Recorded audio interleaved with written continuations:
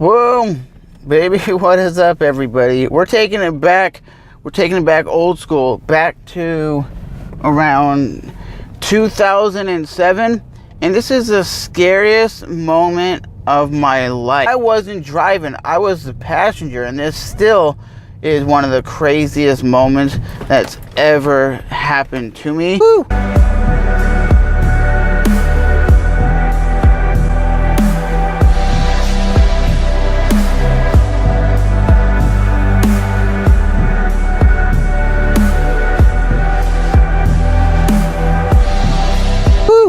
So, what happens, guys, is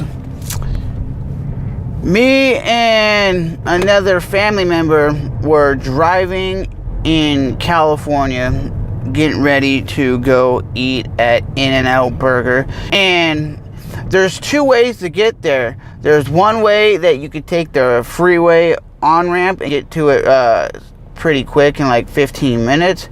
Or there's another way where you can take the surface roads, which we always used to take the surface roads and never ever took that interstate on-ramp. We've never been on that on-ramp. And we were like, well, we got an hour drive home, so why not just hop on the freeway and do it that way instead of going through the surface roads, which would have took probably about 20 minutes or 30 minutes to go through the surface roads, through the stoplights and all that.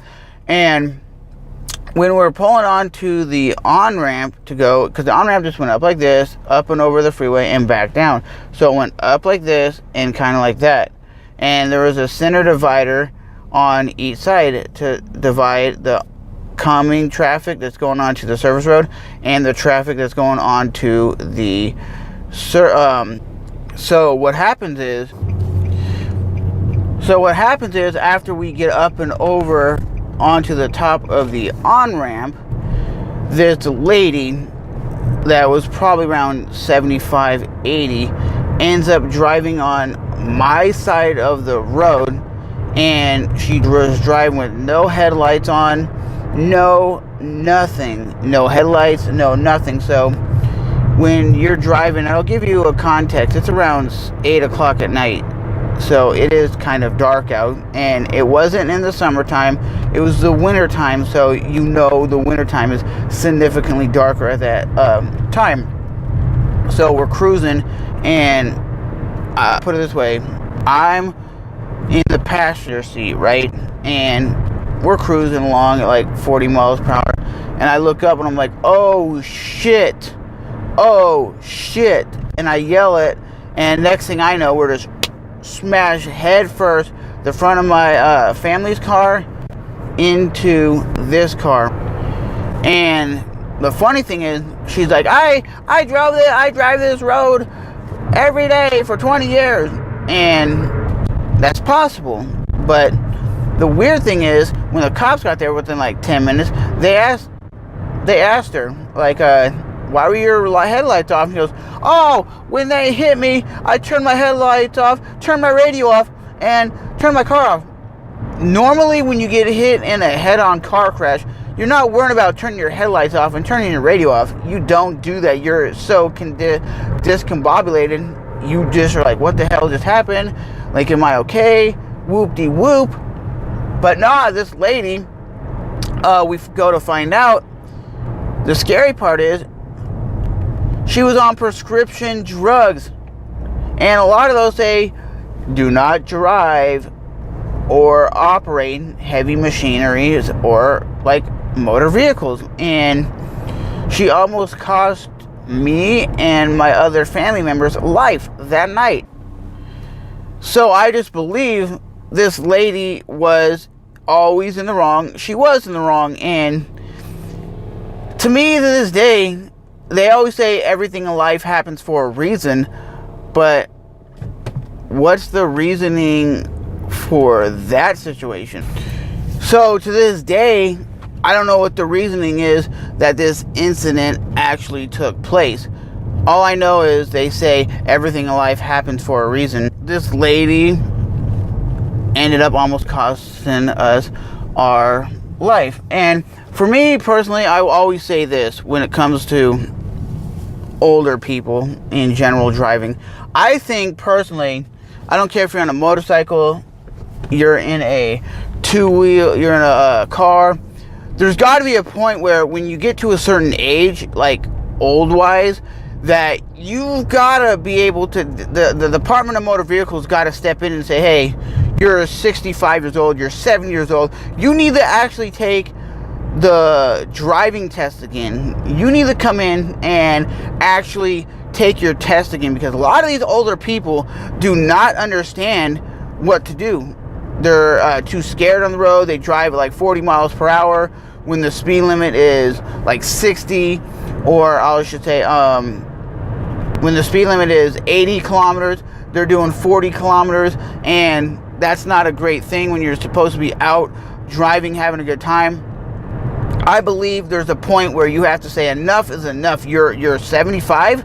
You need to come in and take your driving test, not the written test, but the actual driving test. You need to actually take all those tests and see if you can pass it. And if you cannot pass it, you don't get your driver's license. But I know some of you would go, well, that's not going to... Yeah, it is. It's going to prevent a lot of accidents. It's going to prevent, like that old lady from running into us on the wrong side of the road.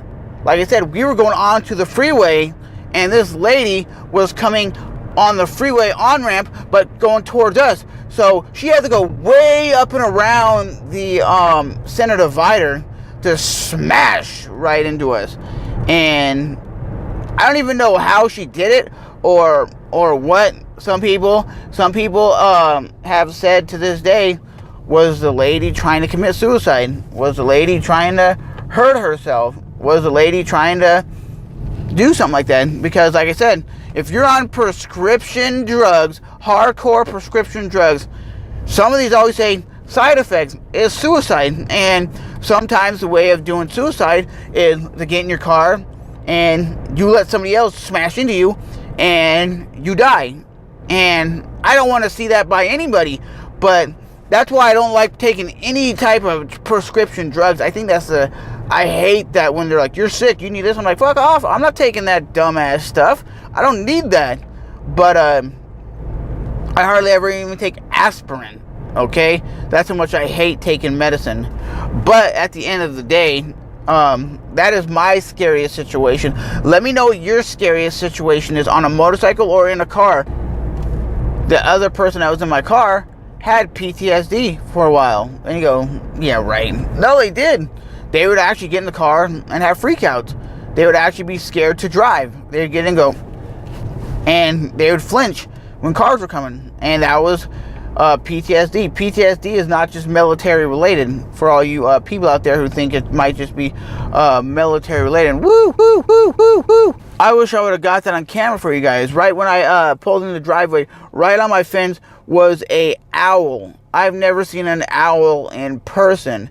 That's crazy to see that. But like I said, hopefully you guys love all these different angles and love this story time of the scariest moment of my life was being in a car accident when two cars did this. And it sounded like all you heard was, and you're like, what was that? All you heard was a bop, and the accident was done. It went from, woo, we're driving to work, we're driving to go get food, and it was like that. It was like, oh shit, and that was it. And that was the craziest moment of my life. I think it was like 2007, 2008, somewhere around there, but it was super, super crazy how it happened. I'll never ever forget that, and I never ever want that to happen to you guys or anybody. But I know most people have been in some sort of a car accident, a motorcycle accident, a bike accident, something. But let me know what your story is down in the comment section below, because that's where we have the conversation, where I like to shoot the shit with you guys. So I'll see you guys in the next one.